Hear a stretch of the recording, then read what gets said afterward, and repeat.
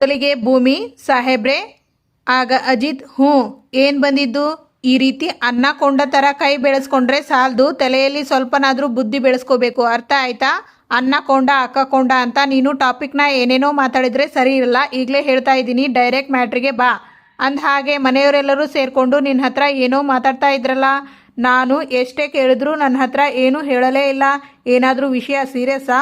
ಹ್ಞೂ ಸೀರಿಯಸ್. ಇಲ್ಲಿ ನೋಡಿ. ಹೇ, ಇದು ನನ್ನ ಚಿಕ್ಕ ವಯಸ್ಸಿನ ಫೋಟೋ. ಆ್ಯಕ್ಚುಲಿ ಏನು ಗೊತ್ತಾ, ಅಮ್ಮ ಮತ್ತು ಅಜ್ಜಿ ಇಬ್ಬರು ಸೇರಿಕೊಂಡು ಈ ಗೆಟಪ್ ರೆಡಿ ಮಾಡಿದ್ರು. ಆ್ಯಕ್ಚುಲಿ ಈ ಫ್ಯಾನ್ಸಿ ಡ್ರೆಸ್ ಕಾಂಪಿಟೇಷನಲ್ಲಿ ನನಗೆ ಫಸ್ಟ್ ಪ್ರೈಸ್ ಕೂಡ ಬಂದಿತ್ತು ಗೊತ್ತಾ. ಅದಕ್ಕೆ ಸಾಹೇಬ್ರೆ ಹೇಳೋದು, ಅನ್ನಕೊಂಡ ಕೈ ಇದ್ರೆ ಸಾಲದು, ಸ್ವಲ್ಪ ಬುದ್ಧಿನೂ ಇರಬೇಕು ಅಂತ. ಡೈರೆಕ್ಟ್ ಟಾಪಿಕ್ಗೆ ಬಾ. ಅಲ್ಲ ಸಾಹೇಬ್ರೆ, ಯಾವಾಗಲೂ ವರ್ಕೌಟ್ ಮಾಡ್ತಾ ಇರ್ತೀರಲ್ಲ, ಈ 6 ಪ್ಯಾಕ್ ಎಲ್ಲ ಬಂತ ಎಲ್ಲಿ ನೋಡೋಣ? ಜೂ ಅಲ್ಲಿ ಯಾವುದೋ ಪ್ರಾಣಿನ ನೋಡೋಕೆ ಬಂದಿದೀಯಾ? ಅವಾಗ ತೋರಿಸೋದಕ್ಕೆ ನಿನಗೆ? ನೋಡು, ಅವಾಗ ಹಾಗೆ ತೋರಿಸ್ತಾ ಇದ್ರೆ ಪ್ಯಾಕ್ಸ್ಗಳೆಲ್ಲ ಕಡಿಮೆಯಾಗಿ ಬಿಡುತ್ತೆ. ಏನು ವಿಷಯ ಹೇಳು. ಅತ್ತೆ ಈ ಫೋಟೋ ಕೊಟ್ರು. ನೀನು ಏನಂದೆ? ಫೋಟೋದಲ್ಲಿರೋ ಮಗು ಹೇಗಿದೆ ಅಂತ ಕೇಳಿದ್ರು. ನಾನು ಲಡ್ಡು ಇದ್ದಂಗೆ ಇದೆ ಅಂದೆ. ಫಸ್ಟ್ ಟೈಮ್ ಲೈಫಲ್ಲಿ ನೀನು ನಿಜ ಮಾತಾಡಿದೀಯಾ. ನನಗೆ ಇಷ್ಟ ಆಯಿತು. ಇದು ನೀವೇ ಅಂತ ಗೊತ್ತಿದ್ರೆ ಅಮೆಜಾನ್ ಫಾರೆಸ್ಟಲ್ಲಿ ಕಾರ್ಕೋಟಕದ ವಿಷಯದ ಹಣ್ಣು ಇದ್ದಂಗೆ ಇದೆ ಅಂತ ಹೇಳ್ತಾ ಇದ್ದೆ. ಇದು ನಾನು ಅಂತ ಗೊತ್ತಾದರೆ ಈ ಥರ ಹೇಳ್ತಾ ಇದ್ದೆ. ನಾನು ಅಂತ ಗೊತ್ತಾಗಿಲ್ಲ ಅಲ್ಲ, ಅದಕ್ಕೆ ಲಡ್ಡು ಥರ ಅಂತ ಹೇಳಿದ್ದು. ಅಂದರೆ ನಿಜ ಹೇಳಿದೀಯಾ ಅಂತ ಆಯಿತು. ಮನೆಯವರಿಗೆಲ್ಲ ಈ ಲಡ್ಡು ಬೇಕಂತೆ. ಅಯ್ಯೋ, ಒಂದೇನು 1 ಡಜನ್ ಕೊಡೋಣ ಬಿಡು, ಎಂಜಾಯ್. ಏನು, ಮನೆಯವರಿಗೆಲ್ಲ ಈ ಥರದ ಲಡ್ಡು ಬೇಕಂತೆ? ಸೆಕೆಂಡ್ ಇನ್ನಿಂಗ್ ಶುರು ಮಾಡ್ತಾ ಇದ್ದೀರಾ? ಆ ದೇವ್ರ ಹತ್ರ ಎಲ್ಲ ಒಳ್ಳೇದಾಗಲಿ ಅಂತ ಬೇಡ್ಕೊ ಅಂತ ಹೇಳಿದರು.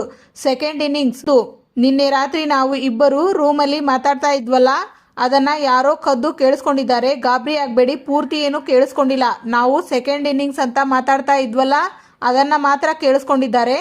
ಅವರ ಪ್ರಕಾರ ಸೆಕೆಂಡ್ ಇನ್ನಿಂಗ್ಸ್ ಅಂದರೆ ನಾವಿಬ್ಬರು ಮಗುಗೆ ಪ್ಲ್ಯಾನ್ ಮಾಡ್ತಾ ಇದ್ದೀವಿ ಅಂತ ಅಂದ್ಕೊಂಡಿದ್ದಾರೆ. ಅದಕ್ಕೆ ಈ ಲಡ್ಡು ಅಲ್ಲ, ನಮ್ಮ ಮಾತನ್ನು ಅವ್ರಿಗೆ ಹೇಗೆ ಬೇಕೋ ಹಾಗೆ ಅರ್ಥ ಮಾಡ್ಕೊಂಡಿದ್ದಾರೆ. ಹೌದು ಸಾಹೇಬ್ರೆ, ಆದಷ್ಟು ಬೇಗ ಇಬ್ಬರು ಮಗು ಮಾಡ್ಕೊಳ್ಳಿ ಅಂತ ಈ ಸರ್ತಿ ಡೈರೆಕ್ಟಾಗೇ ಹೇಳಿಬಿಟ್ರು. ಹೌದಾ? ಏನು ಹೌದಾ? ಇದು ಏನು ಗೊತ್ತಿಲ್ಲದೆ ಅಮ್ಮ ನಿಂಗೇನು ಬೇಕು ಹೇಳಮ್ಮ, ನಿನಗೇನು ಬೇಕಮ್ಮ ಅಂತ 1000 ಸರ್ತಿ ಕೇಳಿದ್ದೇ ಕೇಳ್ತೀರಾ ನೀವು? ಮ್ಯಾಟರ್ ಇದು ಅಂತ ಗೊತ್ತಿದ್ರೆ ನಾನು ಆ ಕಡೆನೇ ಬರ್ತಾನೆ ಇರಲಿಲ್ಲ. ಅಲ್ಲ ಸಾಹೇಬ್ರೆ, ಮಾವ ಅಷ್ಟು ನಾಜೂಕಾಗಿ ಹೇಳಿದ್ರು ತಾನೆ. ಅಜಿತಾ, ಏನಾದರೂ ಕೆಲಸ ಇದ್ದರೆ ನೋಡ್ಕೊ ಹೋಗೋ ಅಂತ. ಮಾವನ್ ಬಿಡಿ, ಅಜ್ಜಿ ಹೇಳಿದ್ರು ಹೋಗಪ್ಪ ಅಜಿತಾ, ನಿನ್ನ ಕೆಲಸ ನೋಡ್ಕೋ ಅಂತ. ಆಗ್ಲಾದ್ರೂ ಅರ್ಥ ಆಗೋದು ಬೇಡವಾ ಸಾಹೇಬ್ರೆ? ಟ್ಯೂಬ್ಲೇಟ್ ನೀವು ಏನು ಅರ್ಥನೇ ಮಾಡ್ಕೊಳ್ಳಲ್ಲ ಅಲ್ಲ. ಏನು ಬೇಕು ಹೇಳಮ್ಮ, ಏನು ಬೇಕು ಹೇಳಮ್ಮ ಅಂತ ಹೋಗ್ಬಿಟ್ರಲ್ಲ. ಇವಾಗ ಅತ್ತೆಗೆ ಮಗು ಬೇಕಂತೆ, ಕೊಡ್ತೀರಾ? ಏನು ಸಾಹೇಬ್ರೆ, ನೀವು ಅಮ್ಮ ಅಂತ ಬಂದ್ಬಿಟ್ರೆ ನೀವೇ ಒಳ್ಳೆ ಚಿಕ್ಕ ಮಗು ಆಡ್ದಂಗೆ ಆಡ್ತೀರಪ್ಪ. ನಿಜ ಹೇಳಬೇಕು ಅಂದರೆ ನೀವು ಮಗು ಆಗಿದ್ದಾಗ ತುಂಬ ಮುದ್ದಾಗಿ ಇದ್ದೀರಾ ಸಾಹೇಬ್ರೆ. ನಿಮಗೆ ಮಗು ಆದರೆ ಇದೇ ರೀತಿ ಮುದ್ದಾಗಿ ಇರುತ್ತೆ, ಪುಟ್ಟ ಕೃಷ್ಣನ್ ಥರ. ಆಗ ಶ್ರವಣ್, ನಿನಗೆ ಸ್ವಲ್ಪನಾದರೂ ಬುದ್ಧಿ ಇದೆಯಾ? ಬೇಡ ಅಂತ ನಾವೆಲ್ಲ ಸೇರಿಕೊಂಡು ಸಿಗ್ನಲ್ ಮಾಡ್ತಾ ಇದ್ರು. ನಿಂದೇ ನಿನಗೆ ಆಗಿ ಹೋಯ್ತಲ್ಲ, ಮಗು ಬೇಕು ಅಂತ ಕೇಳಿಬಿಟ್ಟಿಯಲ್ಲ. ಆಗ ಸಂಗೀತ, ನಾನೇನೋ ಮಾಡಿದೆ?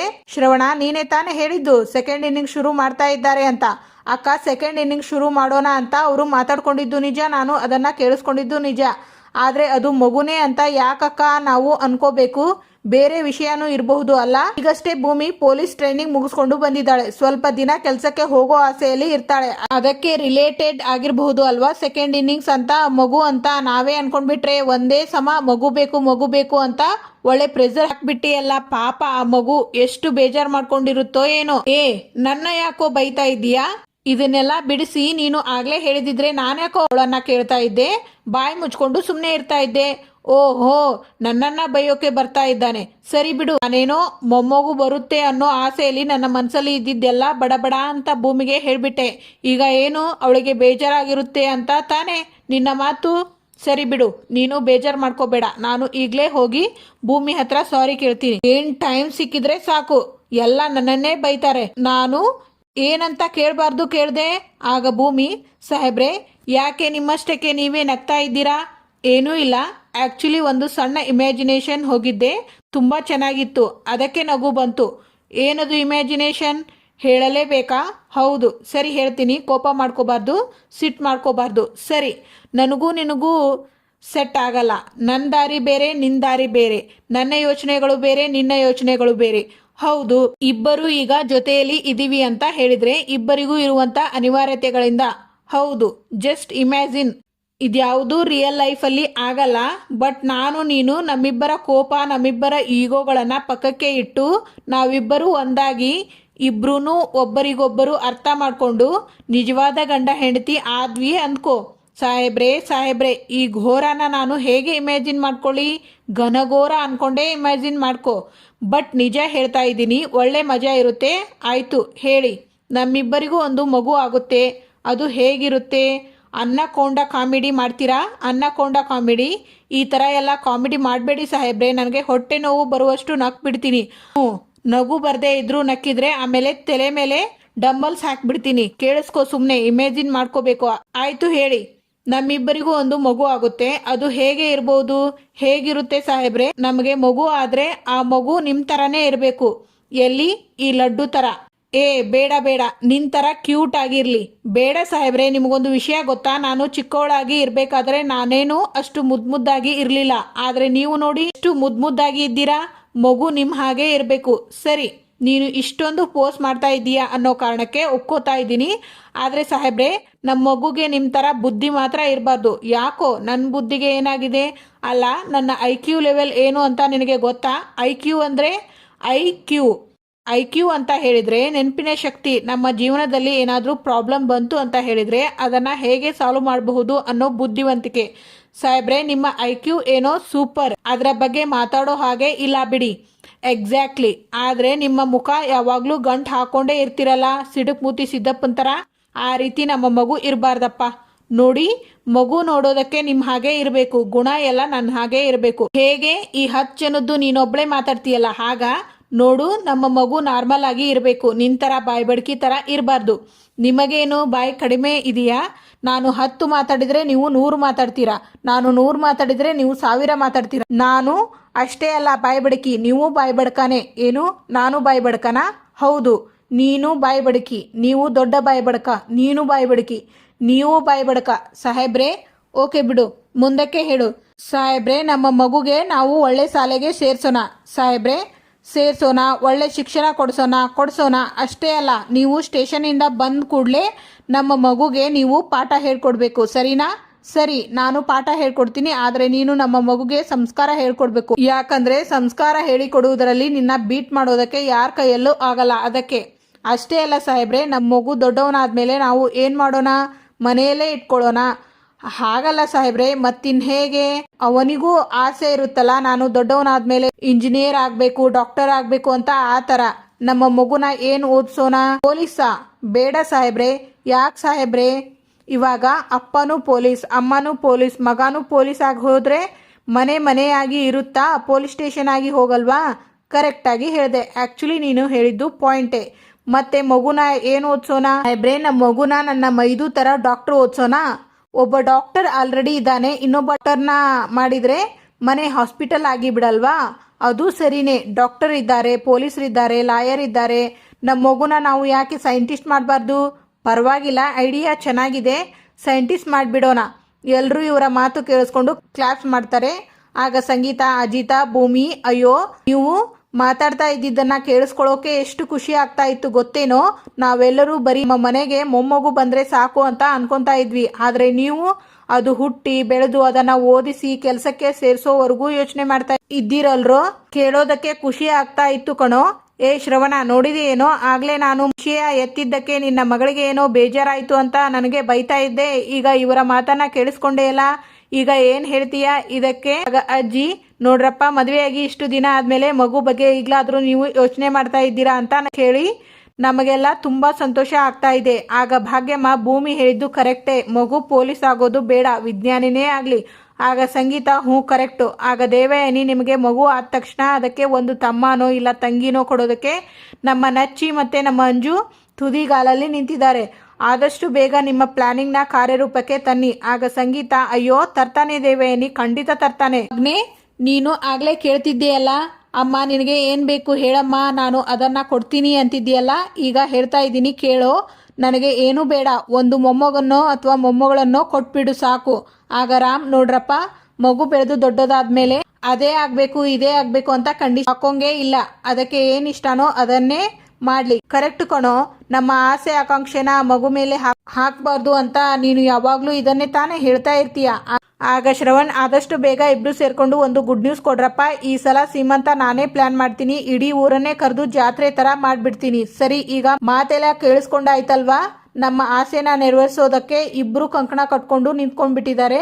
ಸ್ವಲ್ಪ ಅವರಿಗೂ ಪ್ರೈವೇಸಿ ಕೊಡೋಣ, ಡಿಸ್ಟರ್ಬ್ ಮಾಡೋದು ಬೇಡ. ಬನ್ನಿ ಬನ್ನಿ ಅಮ್ಮ, ಬಾ. ಅಜಿತಾ, ಇನ್ನೂ ಸ್ವಲ್ಪ ಹೊತ್ತು ಮಗು ಬಗ್ಗೆ ಮಾತಾಡ್ಕೊಳ್ಳಿ ಆಯ್ತಾ? ಹೋಗಿ ಹೋಗಿ.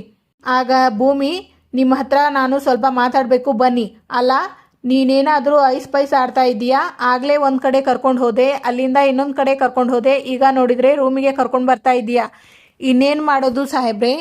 ಎಲ್ಲಿ ಹೋಗಿ ಮಾತಾಡಿದ್ರು ಮನೆಯವರು ಬಂದು ಕೇಳಿಸ್ಕೊತಾರೆ. ನೀವು ಅದಕ್ಕೆ ಮೀರಿ ಇಲ್ಲದ ಸಲದ್ದೆಲ್ಲ ಮಾತಾಡ್ತೀರಾ. ಏನು ಮಾಡೋಕ್ಕಾಗುತ್ತೆ? ಇಲ್ಲದ ಸಲದ್ದೆಲ್ಲ ಮಾತಾಡೋದಕ್ಕೆ ನನಗೇನು ಹುಚ್ಚ? ನೀವು ಮಾನಸಿಕ ಅಂತ ಇಡೀ ಪ್ರಪಂಚಕ್ಕೆ ಗೊತ್ತಲ್ಲ. ನೋಡು, ಡೈರೆಕ್ಟಾಗಿ ಟಾಪಿಕ್ಕಿಗೆ ಬಂದರೆ ಸರಿ. ಏನು ಸರಿ?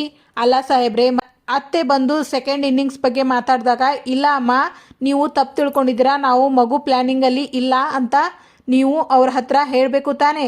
ಹೇಳಿದರೆ ಅಮ್ಮನಿಗೆ ಏನಾಗ್ಬಿಡುತ್ತೋ ಅಂತ ನನಗೆ ಭಯ ಆಯಿತು. ಅದಕ್ಕೆ ನಾನು ಹೇಳಲಿಲ್ಲ. ತಾವು ಕಿತ್ತೂರಾಣಿ ಚೆನ್ನವ್ವ ಅಲ್ವಾ?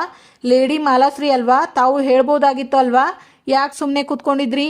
ಆದರೆ ಅತ್ತೆ ಪಾಪ ಅಲ್ವಾ, ಅವರ ಮನಸ್ಸು ನೋವಾಗಿಬಿಡುತ್ತೆ ಅಂತ ಹೇಳಲಿಲ್ಲ. ಹಾಂ, ಇದೇ ಕಾರಣಕ್ಕೆ ನಾನು ಹೇಳಲಿಲ್ಲ ಸಾಹೇಬ್ರೆ. ಹೇಗಾದರೂ ಮಾಡಿ ನೀವು ಅವರಿಗೆ ಅರ್ಥ ಮಾಡಿಸ್ಬೇಕಿತ್ತು. ಅಮ್ಮ ಭೂಮಿಗೆ ಪೋಸ್ಟಿಂಗ್ ಆಗೋವರೆಗೂ ಮಾತ್ರನೇ ಭೂಮಿ ನಾನು ಒಟ್ಟಿಗೆ ಇರ್ತೀವಿ ಅಂತ ನಾವು ಒಪ್ಪಂದ ಮಾಡ್ಕೊಂಡಿದ್ದೀವಿ. ನಾವು ನಿಜವಾಗ್ಲೂ ಗಂಡ ಹೆಂಡ್ತಿನೇ ಅಲ್ಲ, ನಾವಿಬ್ಬರು ಫ್ರೆಂಡ್ಸ್. ಎಲ್ಲ ಮುಗಿದು ಹೋದ್ಮೇಲೆ ನೀನು ನಿನ್ನ ಪಾಡಿಗೆ ಹೋಗ್ತೀಯ, ನನ್ನ ಪಾಡಿಗೆ ನಾನು ಇಲ್ಲೇ ಇರ್ತೀನಿ. ನೀನು ಈ ಆಸೆಗಳನ್ನೆಲ್ಲ ಬಿಟ್ಬಿಡು ಅಂತ ಹೇಳ ಹೋಗಿ. ಸಾಹೇಬ್ರೆ, ಎಲ್ಲ ಆಗಿದ್ದು ನಿಮ್ಮಿಂದಾನೇ. ಏನು, ನನ್ನಿಂದನಾ? ಹೇಗೆ? ಹೌದು ಸಾಹೇಬ್ರೆ, ನಿಮ್ಮಿಂದನೇ ಆಗಿದ್ದು.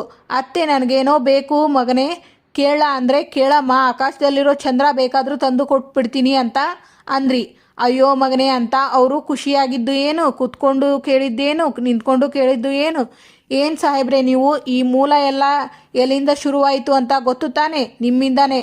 ನೋಡು, ಆಗಲೇ ನಮ್ಮಮ್ಮ ಮಗು ಬಗ್ಗೆನೇ ಮಾತಾಡ್ತಾ ಇದ್ದಿದ್ದು ಅಂತ ನನಗೆ ಗೊತ್ತಿಲ್ಲ.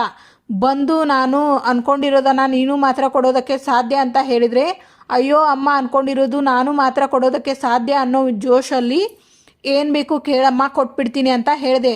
ನನಗೇನು ಗೊತ್ತಿತ್ತು ಮಗು ಅಂತ ಹೇಳಿಬಿಟ್ಟು ಇನ್ ಕೇಸ್ ಅದು ಗೊತ್ತಿತ್ತು ಅಂತ ಹೇಳಿದರೆ ನಾನು ಕೊಡೋದೇ ಇಲ್ಲ ಅಂತ ಹೇಳ್ತಾ ಇದ್ದೆ. ಇದು ಹೇಗಿದೆ ಅಂತ ಹೇಳಿದರೆ, ರೋಡಲ್ಲಿ ಹೋಗ್ತಿರೋ ಬೇತಾಳನ ಕರೆದು ಬಾ ನಿನಗೆ ಚಾಕ್ಲೇಟ್ ಕೊಡ್ತೀನಿ, ನನ್ನ ಬೆನ್ನ ಮೇಲೆ ಹತ್ತಿ ಕೂತ್ಕೋ, ಟಾರ್ಚರ್ ಕೊಡು ಅಂತ ಹೇಳಿ ರಿಕ್ವೆಸ್ಟ್ ಮಾಡಿ ನಾನೇ ಕೂತ್ಕೋ ಅಂತ ಹೇಳಿದ ಹಾಗೆ ಇದೆ. ಚೆನ್ನಾಗಿ ಮಾತು ಕಲ್ತ್ಬಿಟ್ಟಿದ್ದೀರಾ ಸಾಹೇಬ್ರೆ. ನಾನು ಹೇಳಿದ ಮಾತು ಮಾತ್ರ ಅರ್ಥ ಆಗಲ್ಲ ನಿಮಗೆ. ವರ್ಕೌಟ್ ಮಾಡುವಾಗ ನಾನು ಏನು ಹೇಳಿದೆ? ಅತ್ತೆ ಮಗು ಬಗ್ಗೆ ಕೇಳ್ತಾ ಇದ್ದಾರೆ ಅಂತ ಹೇಳಿದೆ ತಾನೆ ನಾನು ನಿಮಗೆ. ಅವಾಗ ಯಾಕೆ ನೀವು ಇಮ್ಯಾಜಿನ್ ಮಾಡ್ಕೊಂಡ್ರಿ? ನೀವು ಇಮ್ಯಾಜಿನ್ ಮಾಡ್ಕೊಳ್ಳೋದು ಅಲ್ಲದೆ ನನ್ನ ತಲೆಗೆ ತುಂಬಿದ್ರಲ್ಲ ಸಾಹೇಬ್ರೆ. ನನ್ನನ್ನು ಇಮ್ಯಾಜಿನ್ ಮಾಡ್ಕೊಳ್ಳೋ ಹಾಗೆ ಮಾಡಿದ್ರಲ್ಲ. ಅಬ್ಬಬ್ಬ, ಮಗು ಬಗ್ಗೆ ನೀವು ಹೇಳಿದ್ದೇನು, ನಾನು ಹೇಳಿದ್ದು ಏನು? ನಾನು ಕೇಳೋದಕ್ಕೆ ನೀವು ಉತ್ತರ ಕೊಟ್ಟಿದ್ದು ಏನು? ನನ್ನ ಉತ್ತರಕ್ಕೆ ನೀವು ಪ್ರಶ್ನೆ ಮಾಡಿದ್ದು ಏನು? ಅಬ್ಬಾ, ಯಾಕೆ ಸಾಹೇಬ್ರೆ, ಯಾಕೆ ಹೀಗೆಲ್ಲ ಮಾಡಿದ್ರಿ? ಇದನ್ನೆಲ್ಲ ಕೇಳಿಸ್ಕೊಂಡು ತಾನೆ ಅತ್ತೆಗೆ ಮನೆಯವರಿಗೆಲ್ಲ ಮಗು ಬಗ್ಗೆ ಇನ್ನೂ ಆಸೆ ಜಾಸ್ತಿ ಆಗಿದ್ದು. ಓಕೆ, ನನಗೆ ಬುದ್ಧಿ ಇರಲಿಲ್ಲ. ಸಖತ್ತಾಗಿದೆ, ಇಮ್ಯಾಜಿನ್ ಮಾಡಿಕೊಂಡ್ರೆ ಮಜಾ ಇರುತ್ತೆ ಅಂತ ಹೇಳಿದೆ. ನೀನು ಇಮ್ಯಾಜಿನ್ ಮಾಡ್ಕೋ ಅಂತಲೂ ನಾನೇ ಹೇಳಿದೆ. ನೀನು ಬುದ್ಧಿವಂತೆ ಅಲ್ವಾ?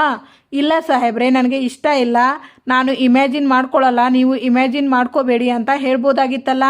ದೊಡ್ಡ ಮನಸ್ಸಿ ಈಗ ಬಂದ್ಬಿಟ್ಲು. ಯಾಕೆ ಸಾಹೇಬ್ರೆ, ನಿಮ್ಮಿಂದನೇ ಎಲ್ಲ, ನಿನ್ನ ಓವರ್ ಆ್ಯಕ್ಟಿಂಗ್. ಆಗ ಅಂಜು, ಮಾಮ್, ಎಷ್ಟು ತಲೆ ಚೆಚ್ಕೊಂಡ್ರು ಅವರ ಸೆಕೆಂಡ್ ಇನ್ನಿಂಗ್ಸ್ ಪ್ಲ್ಯಾನ್ ಏನು ಅಂತಾನೆ ಅರ್ಥ ಆಗ್ತಾ ಇಲ್ಲ ನನಗೆ. ಆಗ ದೇವಯಾನಿ, ದಡ್ಡಿ, ಅಷ್ಟು ಕ್ಲಿಯರ್ ಆಗಿ ಮಾತಾಡ್ಕೊಂಡ್ರಲ್ಲ ಮಗು ಬಗ್ಗೆ, ಇನ್ನೂ ಏನು ಅರ್ಥ ಆಗಬೇಕು ನಿನಗೆ? ಅವರ ಕಾಂಟ್ರಾಕ್ಟ್ ಮದುವೆ ಇವತ್ತು ಮುಗಿಯುತ್ತೆ, ನಾಳೆ ಮುಗಿಯುತ್ತೆ, ಟ್ರೈನಿಂಗ್ ಆದಮೇಲೆ ಮುಗಿಯುತ್ತೆ ಅಂತ ನಾವು ನಮ್ಮ ಪಾಡಿಗೆ ಲೆಕ್ಕಾಚಾರ ಹಾಕ್ಕೊಂಡು ಇಲ್ಲಿ ಕೂತಿದ್ದೀವಿ. ಆದರೆ ಅವರು ಇದನ್ನೆಲ್ಲ ಮೀರಿ ಮಗು ತನಕ ಬಂದುಬಿಟ್ಟಿದ್ದಾರೆ. ಸಾಲದಕ್ಕೆ ಆ ಶಾರದಾ ಬೇರೆ ಅವಳಿಗೆ ಹಳೆಯ ನೆನಪೆಲ್ಲ ಒಂದೊಂದಾಗಿಯೇ ಮರು ಕಳಿಸ್ತಾ ಇದೆ. ಅಕಸ್ಮಾತ್ ತಪ್ಪಿ ಅವಳಿಗೆ ಹಳೆಯದೆಲ್ಲ ನೆನಪಿಗೆ ಬಂದುಬಿಡ್ತು ಅಂತ ಇಟ್ಕೋ, ನಾನು ಸಿಕ್ಕಾಕೊಳ್ತೀನಿ. ಆ ಭೂಮಿನೇ ಮನಸ್ವಿನಿ ಅನ್ನೋದು ಗೊತ್ತಾಗ್ಬಿಡುತ್ತೆ. ಇಲ್ಲ ಬೇಬಿ, ಎಲ್ಲೋ ಎಡವಟ್ಟು ಆಗ್ತಾ ಇದೆ, ಎಲ್ಲೋ ನಾವು ಸೋಲ್ತಾ ಇದ್ದೀವಿ ಅಂತ ಅನಿಸ್ತಾ ಇದೆ ನನಗೆ. ಮಾಮ್, ಬರ್ತಾ ಯಾಕೆ ನಿನ್ನ ಕಾನ್ಫಿಡೆನ್ಸ್ ಇಷ್ಟೊಂದು ಕಡಿಮೆ ಆಗ್ತಾ ಇದೆ? ನೀನು ಏನೂ ಟೆನ್ಷನ್ ಮಾಡ್ಕೋಬೇಡ. ಏನೋ ಒಂದು ಮಾಡಿ ಅವರ ಪ್ಲ್ಯಾನ್ ವರ್ಕ್ ಆಗದೆ ಇರೋ ಥರ ನಾವು ನೋಡ್ಕೊಳ್ಳೋಣ. ಆ ಏನೋ ಒಂದು ಏನು ಮಾಡೋದು ಅಂತ ನನಗೆ ಗೊತ್ತಾಗ್ತಾ ಇಲ್ಲ. ಮಾಮ್, ಒಂದು ಐಡಿಯಾ. ನಾವು ಯಾರಾದರೂ ಪೇಕ್ ಜ್ಯೋತಿಷ್ಯರನ್ನ ಕರೆಸಿ ಈ ಮನೆಗೆ ಇನ್ನೊಂದು ತಲೆ ಬಂದರೆ ನಮ್ಮ ಹಿರಿಯರ ತಲೆನೇ ಉರುಳಿ ಹೋಗುತ್ತೆ ಅಂತ ಹೇಳಿಸ್ಬಿಟ್ರೆ ಅವಾಗ ಹೆದರ್ಕೊಂಡು ಅವರು ದೂರ ಆಗಿಬಿಡ್ತಾರೆ ಅಲ್ವಾ. ಐಡಿಯಾ ಸ್ಟುಪಿಡ್ ಆಗಿದೆ. ಯಾಕೆ ನಿನಗೆ ನೆನಪು ಇಲ್ವಾ? ಇದಕ್ಕೂ ಮುಂಚೆ ಒಂದ್ಸಲ ಅಪ್ಪು ಇದೇ ಪ್ಲ್ಯಾನ್ ತಾನೇ ಟ್ರೈ ಮಾಡಿದ್ಲು. ಯಾವುದೋ ಸಿನಿಮಾದಲ್ಲಿ ಜೂನಿಯರ್ ಆರ್ಟಿಸ್ಟ್ನ ಕರ್ಕೊಂಡು ಬಂದು ಜ್ಯೋತಿಷಿ ಅಂತ ಹೇಳಿಸಿ ಮನೆಗೆ ಕರ್ಕೊಂಡು ಬಂದು ಅಷ್ಟೆಲ್ಲ ಡ್ರಾಮಾ ಮಾಡಿಸಿದ್ದು. ಕೊನೆಗೆ ಏನಾಯಿತು? ಅಜಿತಾ ಅವನ್ನ ಕಂಡು ಹಿಡಿದು ಭೂಮಿನ ರೂಮಿಗೆ ಎಳ್ಕೊಂಡಲ್ಲ. ಮತ್ತೇನು ಮಾಡೋದು ಮಾಮ್, ಏನು ಮಾಡೋದು ಅಂತಾನೆ ಯೋಚನೆ ಮಾಡ್ತಾ ಇದ್ದೀನಿ. ಭೂಮಿ ಸರಿ ಬಿಡಿ, ಸುಮ್ಮನೆ ಯಾಕೆ ಕೂಗಾಡ್ತೀರಾ? ಅತ್ತೆ ಹತ್ರ ಹೋಗಿ ಹೇಳಿ ಸಾಹೇಬ್ರೆ, ಈಗಲೇ ನಮ್ಮಿಬ್ಬರಿಗೂ ಮಗು ಪ್ಲ್ಯಾನಿಂಗ್ ಇಲ್ಲ ಅಂತ. ಹೋಗಿ ಹೋಗಿ ಹೋಗಿ, ಬರೀ ಹೋಗಿ ಹೇಳಿ ಅಂದರೆ ಸಾಕಾಗಲ್ಲ. ಹೇಗೆ ಹೇಳಬೇಕು ಅಂತಾನೂ ನೀನೇ ಹೇಳಬೇಕು. ಎಲ್ಲ ನಾನೇ ಹೇಳ್ಕೊಡ್ಬೇಕು. ಮಾಡೋಕೆ ಆಗಂಗಿಲ್ಲ. ಹೇಳ್ತೀನಿ ಕೇಳಿ ಸಾಹೇಬ್ರೆ. ಏನು ಮಾಡೋದು ಸಾಹೇಬ್ರೆ? ನನಗೆ ಐಡಿಯಾ ಬಂತು. ನಿನ್ನ ಐಡಿಯಾ ಬಂತು ಅಂತೆ ಆಗ್ಲಿಂದ ನೋಡ್ತಾ ಇದ್ದೀನಿ. ಈ ಫೋಟೋ ಹಿಡ್ಕೊಂಡು ಓಡಾಡ್ತಾ ಇದ್ದೀಯಾ ಸುಮ್ಮನೆ? ಒಂದು ಕೆಲಸ ಮಾಡು, ಈ ಫೋಟೋನ ತಗೊಂಡು ಮೈಗೆ ಅಂಟಿಸ್ಕೊಂಡು ಹೊಲ್ಕೊಂಡ್ಬಿಡು. ಇವಾಗ ನಾನು ಐಡಿಯಾ ಹೇಳಲೋ ಬೇಡವೋ ಹೇಳು ಸಾಹೇಬ್ರೆ. ಇವಾಗ ಕೂಲಾಗಿ ಫಸ್ಟು. ಈಗ ನಾನು ನಿಮ್ಮ ಅಮ್ಮನ ಥರ ಇಮ್ಯಾಜಿನ್ ಮಾಡ್ಕೊಳ್ಳಿ. ಇಮ್ಯಾಜಿನೇಷನ್ ಮಗುನ ಇಮ್ಯಾಜಿನೇಷನ್ ಮಾಡ್ಕೊಂಡಿದ್ದಕ್ಕೆ ಇಷ್ಟೆಲ್ಲ ರಾದಂತ. ಈಗ ನಮ್ಮ ಅಮ್ಮನ್ನ ಚೇಚೆ, ಅದು ನಡೆದಿದ್ದು ಬೀದಿಯಲ್ಲಿ, ಇದು ನಡೀತಾ ಇರೋದು ರೂಮಲ್ಲಿ. ಯಾರು ನೋಡ್ತಾರೆ ಸಾಹೇಬ್ರೆ? ನೀವು ಇಮ್ಯಾಜಿನ್ ಮಾಡ್ಕೊಳ್ಳಿ. ಸರಿ, ಇಮ್ಯಾಜಿನ್ ಮಾಡ್ಕೊಂಡೆ. ಮುಂದೆ ಏನು ಅಂತ ಹೇಳು. ಈಗ ನಾನು ನಿಮ್ಮ ಅಮ್ಮ ಅಂತ ಅಂದ್ಕೊಳ್ಳಿ. ಅತ್ತೆ ಹತ್ರ ಹೋಗಿ ನೀವು ಏನೇನೆಲ್ಲ ಹೇಳಬೇಕು. ಅಮ್ಮ, ನಾನು ಭೂಮಿ ಸೆಕೆಂಡ್ ಇನ್ನಿಂಗ್ಸ್ ಅಂದರೆ ಮಗು ಪ್ಲ್ಯಾನ್ ಮಾಡಿಲ್ಲ ಅಮ್ಮ. ಅದನ್ನೆಲ್ಲ ವಿಷಯ ಹೇಳಬೇಕಲ್ಲ, ಅದನ್ನೆಲ್ಲ ಪಟಾಪಟ ಅಂತ ಹೇಳಿಬಿಡಿ. ಹೇಳಬೇಕಾದ್ರೆ ಒಂದೊಂದು ಸರ್ತಿ ನೀವು ಯಾವುದಾದ್ರೂ ಬೇರೆ ವಿಷಯ ಹೇಳ್ಬಹುದು ಅಥವಾ ಈ ಕಡೆ ಆ ಕಡೆ ಹೋಗ್ಬೋದು. ಅದಕ್ಕೆ ಇದೊಂದು ಪ್ರಾಕ್ಟೀಸ್ ಅಂತ ಅಂದ್ಕೊಂಡ್ಬಿಡೋಣ. ಈಗ ನಾನು ನಿಮ್ಮ ಅಮ್ಮ, ಓಕೆ? ನಮ್ಮ ಅಮ್ಮನ ಥರ ನೀನು ಪರ್ಫಾರ್ಮ್ ಮಾಡ್ತೀಯ. ಹೌದು, ನಮ್ಮ ಅಮ್ಮ ಅಂತಿಂತ ಪರ್ಫಾರ್ಮರ್ ಅಲ್ಲ. ನೀನು ಅವ್ರ ಥರ ಪರ್ಫಾರ್ಮ್ ಮಾಡಬೇಕು ಅಂದರೆ ಓವರ್ ಅಲ್ಲ, ಓವರ್ ಮೇಲೆ ಇನ್ನೊಂದು ಓವರ್ ಹಾಕಿ ಇನ್ನೊಂದು ಎಫರ್ಟ್ ಹಾಕಬೇಕು ನೀನು. ಅಂದರೆ ಓವರ್ ಆ್ಯಕ್ಟಿಂಗ್ ಮಾಡಬೇಕು ಅಂತ. ಸಾಹೇಬ್ರೆ, ನೀವು ಯಾವತ್ತು ನನ್ನ ಕಾಡಿನ ರಾಣಿ ತುತ್ತೂರು ಸಿನಿಮಾಗೆ ಹೀರೋಯಿನ್ ಅಂತ ಹೇಳಿದ್ರೋ ಅವತ್ತೇ ನಾನು ಎಲ್ಲ ಥರ ಆ್ಯಕ್ಟಿಂಗ್ನ ಅರ್ದು ಕುಡ್ಕೊಂಡು ಬಿಟ್ಟಿದ್ದೀನಿ ನೋಡಿ. ನಿಮಗೆ ಓವರ್ ಆ್ಯಕ್ಟಿಂಗ್ ಬೇಕಾ ಹೇಳಿ, ಓವರ್ ಆ್ಯಕ್ಟಿಂಗ್ ಮಾಡ್ತೀನಿ. ನಾರ್ಮಲ್ ಆ್ಯಕ್ಟಿಂಗ್ ಬೇಕಾ ಹೇಳಿ, ನಾರ್ಮಲ್ ಆ್ಯಕ್ಟಿಂಗ್ ಮಾಡ್ತೀನಿ. ಕಡಿಮೆ ಆ್ಯಕ್ಟಿಂಗ್ ಬೇಕಾ ಹೇಳಿ, ಕಡಿಮೆ ಆ್ಯಕ್ಟಿಂಗ್ ಮಾಡ್ತೀನಿ. ಆ್ಯಕ್ಟಿಂಗ್ ಬೇಡ ಅನ್ನಿ, ಆ್ಯಕ್ಟಿಂಗ್ ಮಾಡ್ತೀನಿ. ಯಾವುದು ಬೇಕು ಇವಾಗ ನಿಮಗೆ? ನೀನು ಇಷ್ಟು ಕ್ಲಾರಿಟಿಯಾಗಿ ಇದ್ದೀಯಾ ಅಂದಮೇಲೆ ನಿನಗೆ ಏನು ಅನಿಸುತ್ತೋ ಅದನ್ನೇ ಮಾಡ್ತೀಯಾ? ಲೋ ಅಜಿತಾ, ಇವತ್ತಿಗೆ ಎಲ್ಲಿನ ಸಂಚಿಕೆ ಮುಕ್ತ ಆಗುತ್ತದೆ. ಮುಂದಿನ ಸಂಚಿಕೆಯಲ್ಲಿ ಆಗ ಭೂಮಿ. ಈಗ ಮತ್ತೆ ಶುರು ಮಾಡೋಣ. ಬಾರೋಲೆ. ಬಂದೆ ಅಮ್ಮ. ಸುಮ್ಮನೆ ಕೂತ್ಕೊಂಡಿದೀಯಲ್ಲೋ, ಅದು ಏನು ವಿಷಯ ಮೊದಲು ಹೇಳೋ, ಮಾತಾಡೋ. ಅಯ್ಯೋ, ನಿನ್ನ ಓವರ್ ಆ್ಯಕ್ಟಿಂಗ್ ಅಂತ ಹೇಳಿದ್ರಲ್ಲ, ನಾನು ತುಂಬ ಆಳದಲ್ಲಿ ಮುಳುಗ್ಬಿಟ್ಟೆ ನೋಡಿ. ಅದಕ್ಕೆ ಇಷ್ಟು ಓವರ್ ಆ್ಯಕ್ಟಿಂಗ್ ಮಾಡಿಬಿಟ್ಟೆ. ನಾನು ಆ ಕಡೆ ಹೋಗ್ತೀನಿ, ನೀನು ಈ ಕಡೆ ಬಾ. ಮಾತಾಡಬೇಕು ಅಂದ್ಕೊಂಡಿರೋ ವಿಚಾರ ಮಗು ಬಗ್ಗೆ. ಅಮ್ಮ, ನೀನು ಅಂದ್ಕೊಂಡಿದ್ದೆಲ್ಲ ಆಗಬೇಕು ಅಂತ ಹೇಳಿದರೆ ಭೂಮಿ ಕೋಪ್ರೇಟ್ ಮಾಡಬೇಕು ಅಮ್ಮ. ಏನೋ ಹೇಳೋ. ಅವಳೇನಾದರೂ ಕೈಯ ಪಿಯ ಅಂತ ಅಂದರೆ ಹಾಗೆ ತುಳಿದು ಹಾಕ್ಬಿಡ್ತೀನಿ ಅಂತ ಹೇಳು. Thank you for watching.